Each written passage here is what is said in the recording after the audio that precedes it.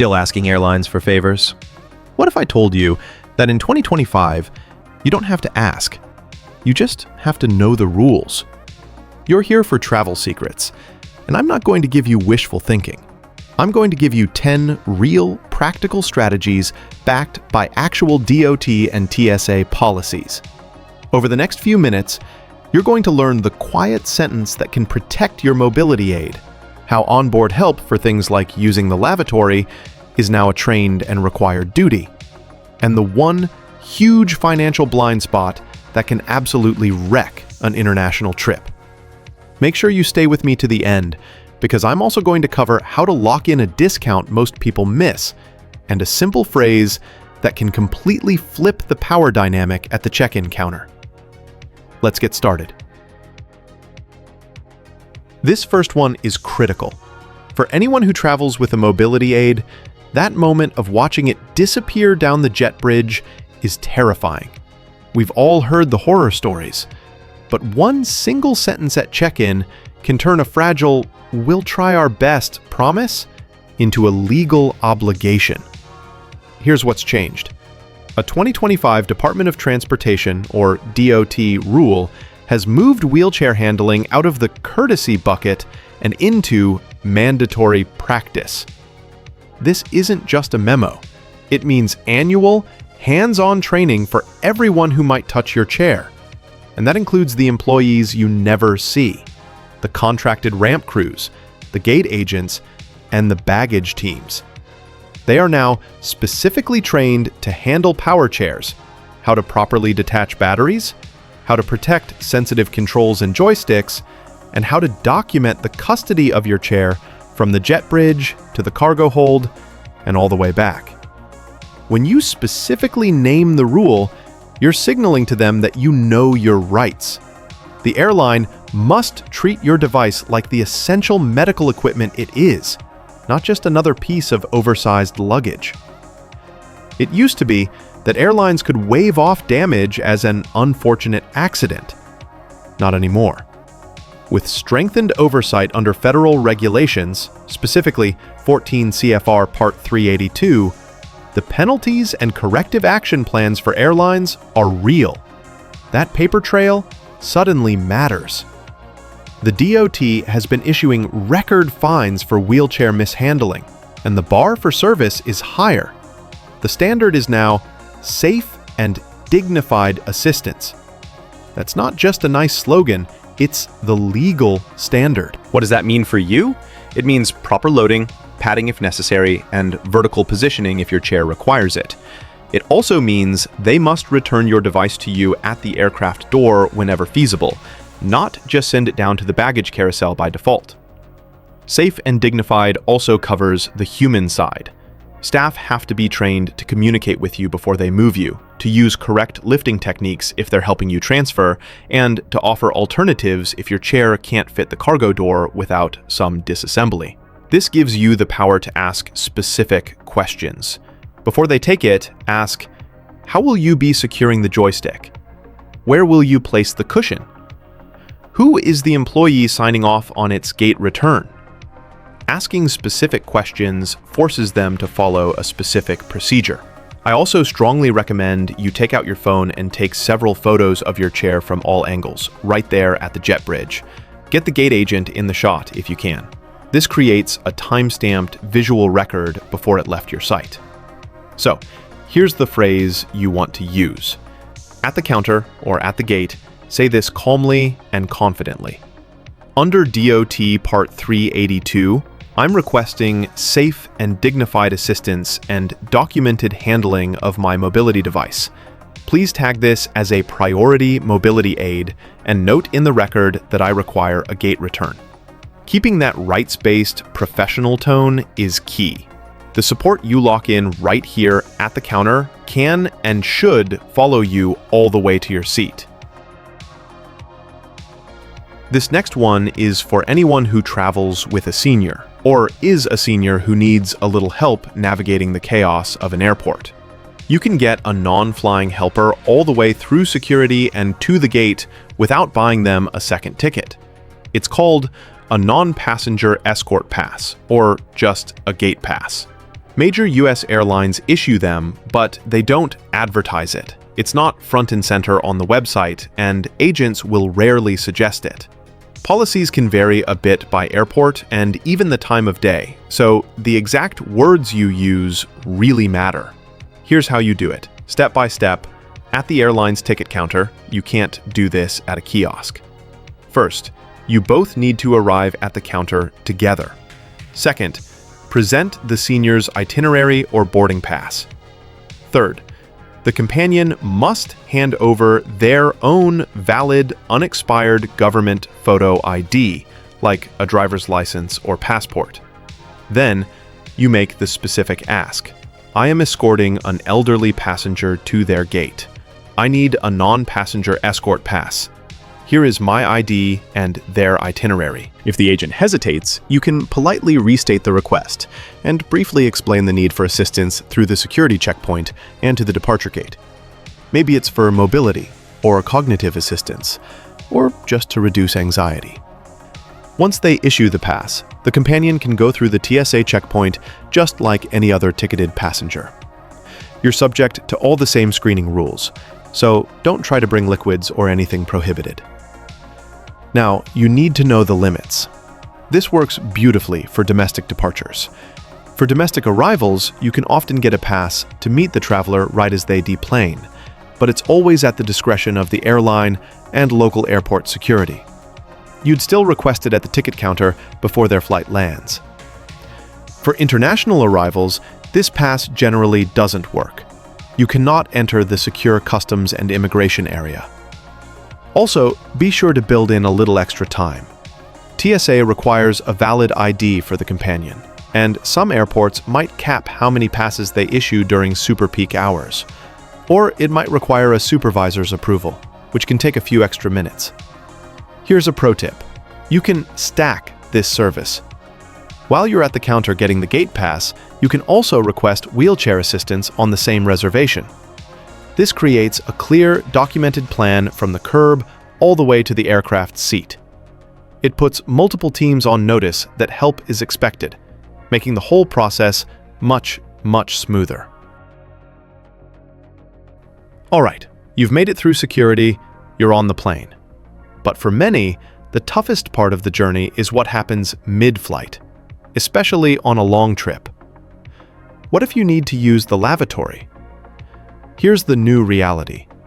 Needing help to the lavatory is no longer a favor you have to awkwardly ask for. It's a trained service with a checklist. New rules now tie equipment and training together on any aircraft with 125 or more seats. Flight attendants receive annual, hands-on instruction to store and deploy the onboard wheelchair. It's a special, narrow chair designed for the aisle. Their training covers how to assist you into that chair and how to move you to and from the lavatory using a specific step-by-step process.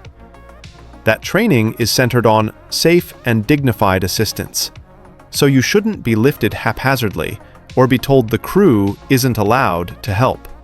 The standard is higher now.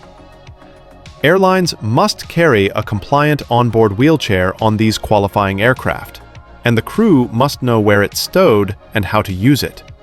They practice transfers, how to secure the belts, how to stabilize your feet and knees, and how to coordinate clearing the aisle.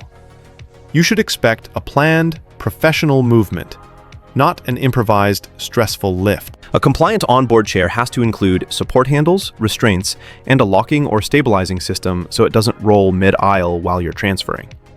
This is a huge quality of life update, and even better, the DOT is pushing for more. Newer single-aisle jets are moving toward roomier lavatories, so an onboard wheelchair user can actually enter and maneuver inside. Future single-aisle planes will be built with fully accessible lavs. So how do you use this? First, make your request clear before departure. Add your assistance needs to your reservation when you book. It's also smart to call the airline's accessibility desk at least 48 hours in advance. Then, mention it again to the gate agent, asking them to note that you'll need to access the lavatory using the onboard wheelchair. Finally, once you're on board, give a quiet, polite heads up to a flight attendant before you actually need it, just so they can mentally prepare. When you do need it, you can say, "Under DOT regulations, I'm requesting trained assistance to use the onboard wheelchair to access the lavatory." Using that phrase, trained assistance, signals that you know this is part of their job. It sets the expectation and allows you to move through the cabin with less friction and more dignity.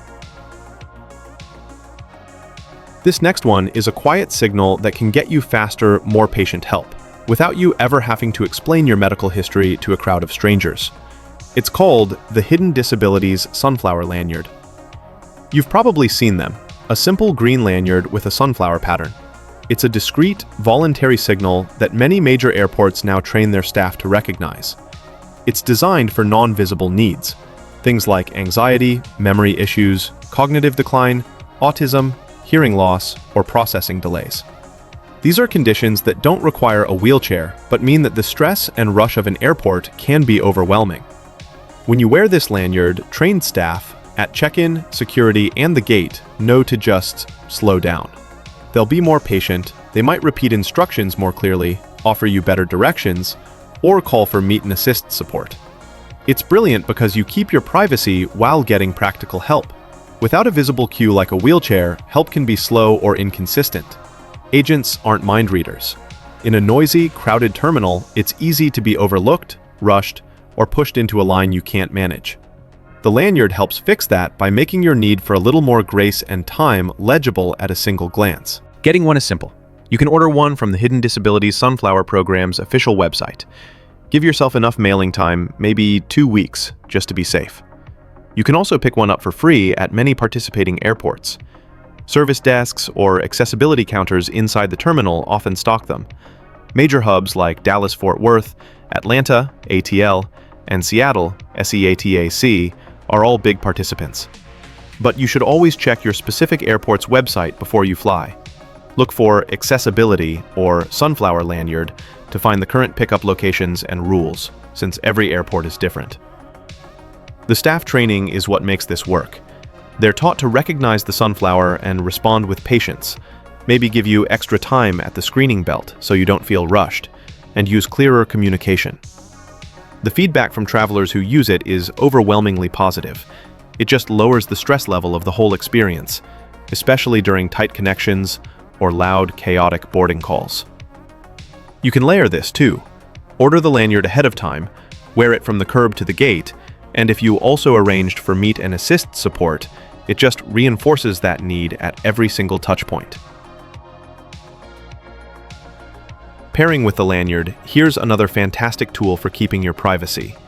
This one is specifically for the TSA checkpoint. It's the TSA notification card. This is a free, printable, wallet-sized card that you can download directly from the TSA's website. It quietly and professionally tells the TSA officer that you have a device, a disability, or a medical need that might require an adjustment to the screening process. It covers all the common senior concerns: memory issues, hearing or vision limitations, mobility challenges, and especially medical hardware like implants, or respiratory gear like a CPAP machine. You don't have to have a long, awkward conversation about your condition out loud in a crowded line. You keep your privacy while signaling that you need a standard, policy-based adjustment. The officers see the card and can immediately shift to the accommodations they're trained to provide. Saying the wrong thing in public, or even just feeling flustered, can sometimes cause confusion or trigger extra screening. This card keeps the whole interaction calm and procedural. It's important to know the card itself states it does not exempt me from screening. This is key. It immediately diffuses any pushback. You're not asking to skip screening. You're asking to change how it's done. Here's the process. Before your trip, go to tsa.gov. Find the Disabilities and Medical Conditions section, download the card, print it, and just fill in your specific device or condition. Keep it right with your ID and boarding pass. At the TSA podium, you'll hand over your ID and boarding pass. At the same time, you present this card. That one simple move can trigger a range of alternate options. A hand inspection of your medications instead of just X-ray. A pat-down instead of a walk-through metal detector, letting you use the AIT, Advanced Imaging Technology, body scanner as the primary screen, getting you a chair to sit in during the inspection, or simply giving you extra time and clearer instructions. When you hand it to them, you just say one clean, neutral sentence. No long explanation, no detailed medical history. Just say, "I have a medical condition. Here is my TSA notification card.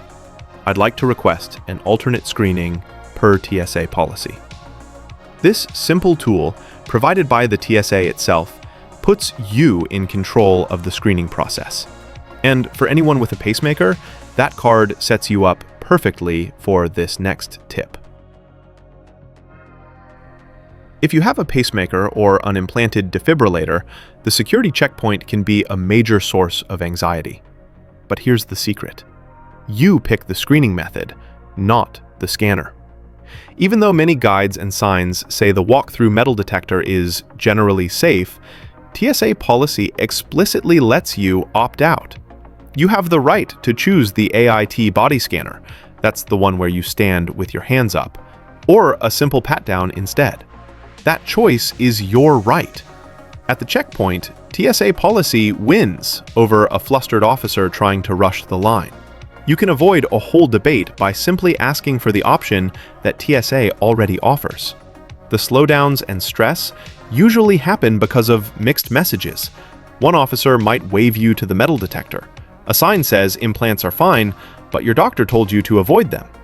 None of that matters if you assert the policy. Here's the step-by-step. Before you get to the screening belt, present your medical device ID card, the one your doctor or device manufacturer gave you, or that TSA notification card we just talked about. Tell the officer you have an implanted device and you are opting out of the walk-through metal detector. Your first request should be for the AIT body scanner. This is usually the fastest, cleanest path. The AIT scanner is not a metal detector. It uses non-ionizing millimeter wave technology, which is considered safe for pacemakers. Device manufacturers themselves state that it will not harm your device or change the programmed settings. If the AIT scanner isn't available, or if you just prefer not to use it, your next request is for a private pat-down. You have a right to have this done in a private room, away from the crowd. You can also have a companion or family member present with you. During the pat-down, you can also request a chair to sit in. Officers will do a standard pat-down and will likely swab your hands and waistband to check for trace explosives. This is all standard procedure. The key is to use calm, precise language. Stay on policy and out of an argument. You don't need to give a medical lecture, list your device specs, or debate safety studies. Just a short, confident statement. I have an implanted device. I am opting out of the metal detector. I will use the AIT scanner. Or, I'd like to request a private pat-down, per TSA policy. Once you're through security, there's one more rule you need to know about that helps you carry vital medical supplies without getting flagged. This one is simple, but so many people get it wrong. Your vital medications and medical liquids do not live under the 3.4 ounce or 100 milliliter rule. TSA's medical exemption lets you carry medically necessary liquids, gels, and aerosols in reasonable quantities over 3.4 ounces, as long as you declare them for inspection. This is a game changer for seniors managing chronic conditions. This covers your prescription meds, over-the-counter formulas, creams, and solutions you genuinely need during your travel. You do not need to try and squeeze your prescription pain cream into tiny travel bottles. You do not need to toss your expensive saline solution at the checkpoint. You get to keep what you need, and officers are trained to screen it differently from your regular 311 toiletries. Where trips go wrong is when people panic or try to hide these items. They'll either dump a vital bottle in the trash bin, or they'll bury it deep in their carry-on bag. Both are bad ideas. If you throw it away, you risk your health mid-flight. If you hide it, the X-ray will flag it anyway, which triggers a full bag search, slows you down, and creates unnecessary suspicion. Don't do either. Just use the process the TSA set up. Here's how. First, pack your medical liquids separately from your normal toiletries. A clear, separate pouch is ideal. Second, While labels help, TSA does not require original prescription bottles. This is a common myth. Your pill organizers and travel dispensers are perfectly fine. Third, you must declare these items before they go through the X-ray. Fourth, expect the officers to screen them separately. They will likely swab the outside of the bottle or container, or they might ask you to open it. What counts as medically necessary? The list is long.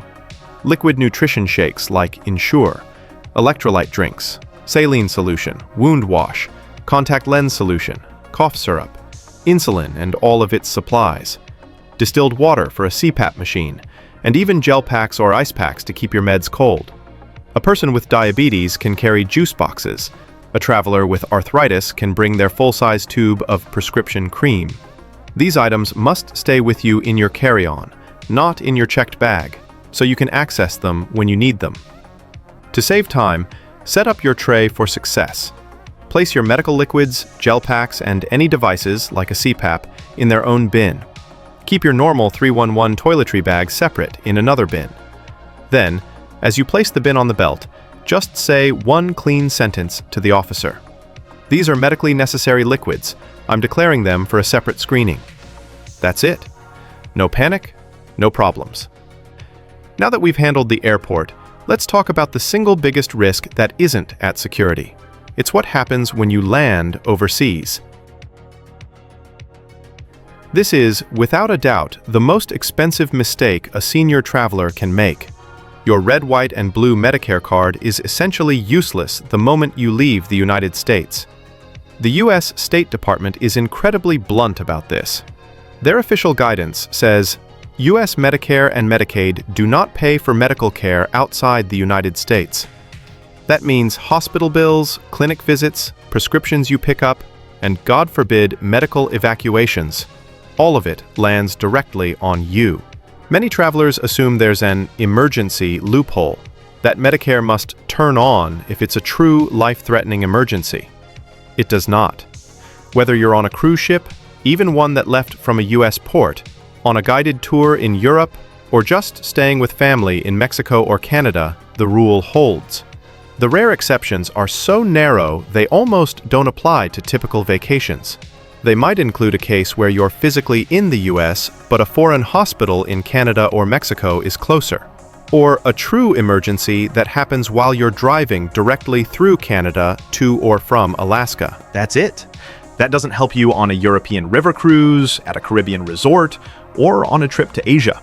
If you are admitted to a hospital overseas, Medicare is not paying that bill. There is no partial reimbursement you can file for later. Let's talk real costs, because this isn't abstract. A simple fall on cobblestones in Italy, resulting in a broken hip, can be $20,000 to $50,000. Easy. Severe dehydration or a gastrointestinal illness in the Caribbean that requires a few nights in a private clinic? They will want thousands of dollars up front before they even admit you. And the big one, an air ambulance to get you home after you're stable? You are looking at 6 figures.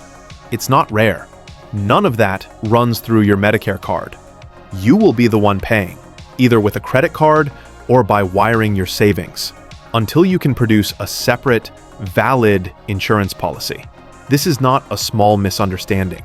It is a massive financial cliff. So here's what you do. Before you ever travel abroad, call your plan provider. Get an agent on the phone and ask this exact question. I am traveling to country. Can you confirm for me that my original Medicare plan provides 0 coverage for medical care in that location? Getting that explicit yes, that is correct clears away all the fog and forces you to make a real plan. Now, what about Medicare Advantage or Medigap plans? That's where this gets interesting, and it leads right into our next point.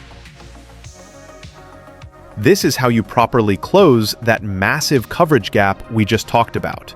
It's a 2-layer solution. First, let's look at Medigap, also known as Medicare Supplement Insurance. Some Medigap plans, specifically plans C, D, F, G, M, and N, do have a foreign travel benefit, but it is very, very limited. Here's how it works. you have to pay a $250 deductible first. After that, the plan covers 80% of eligible costs. You are still on the hook for the other 20%. This coverage only applies to the first 60 days of a trip. And worst of all, there's a lifetime maximum of around $50,000. That $50,000 cap is the real problem. A serious hospital stay, a surgery, or a short ICU stretch can burn through that $50,000 cap in a matter of days. And it almost certainly will not cover the full $100,000 plus price tag of a medical evacuation back home. So Medigap is a helpful floor, but it is not a complete ceiling of protection. Now, let's talk about the other catch. This is the one that gets so many claims denied. Pre-existing conditions. When you buy a standalone travel insurance policy, the insurer uses a look-back window. This is usually 60 to 180 days before you bought the policy. They will look at your medical records in that window. If they see any new symptoms, any new medications, or even a change in a stable existing condition, like a change in dosage, they can flag it. If your claim abroad is related to that condition, and you bought the policy after that look-back window, they can deny the claim based on the pre-existing condition exclusion. This is where people get tripped up, but there is a way to fix it. It's called the pre-existing condition waiver. Standalone travel insurance policies often offer to waive that entire look-back exclusion if you purchase the policy within a magic window. This window is usually 14 to 21 days from the date you made your first trip payment, like booking your flight or your cruise. That timeline is the absolute key. Here's the example. You book your cruise on June 1st. That's your first payment. You then purchase your travel medical plan by, say, June 14th. You are inside the magic window. Now, if you have a heart event on the cruise, the waiver makes it far more likely your claim will be approved because the policy cannot deny it on the grounds that your heart condition was pre-existing. So here is the smart, simple logic. If you are going abroad, you need both layers. Your Medigap plan, if you have one with the benefit, acts as your base layer, handling part of the bill. Then you add a robust standalone travel medical policy on top. This policy should have high limits. I'd recommend at least $250,000 for medical, and crucially, a medical evacuation benefit of at least $500,000 to $1 million. And you must buy that travel policy within 14 to 21 days of your first trip deposit to lock in that pre-existing condition waiver. Book trip, buy travel insurance within 2 weeks, confirm the waiver, verify the evacuation limits. Now your risk is handled. So let's end with some real, tangible value. For our last point, let's stop talking about risk and start talking about saving real money. The days of just asking for a senior fare are pretty much over. They're rarely the best deal. The real savings are in knowing where to book and what to use to pay for it. Here are two of the best. First, the AARP and British Airways portal. This one is fantastic. It quietly shaves real, stackable money off fares, but only if you book through the AARP branded link. We're talking around $65 off a round-trip economy World Traveler ticket and up to $200 off a round-trip business class Club World ticket. If you just search on Google and go to the main British Airways website, you will not see this discount. You have to log into your AARP account first, go to the Benefits or Travel section, find the British Airways portal link there, and click through it. The discount is then applied automatically to qualifying itineraries at checkout. Second, don't leave money in the overhead bin by paying for checked bags. Co-branded airline credit cards are your best friend here. Cards like the Citi/Advantage Platinum Select, the Delta SkyMiles Gold, and the United Explorer card almost all give you the first checked bag free and priority boarding. That first bag free benefit often extends to at least one and sometimes up to 4 companions on the same reservation. Let's do the math. A senior couple each checking one bag on a simple round trip. At $35 per bag per way, that's $140 saved.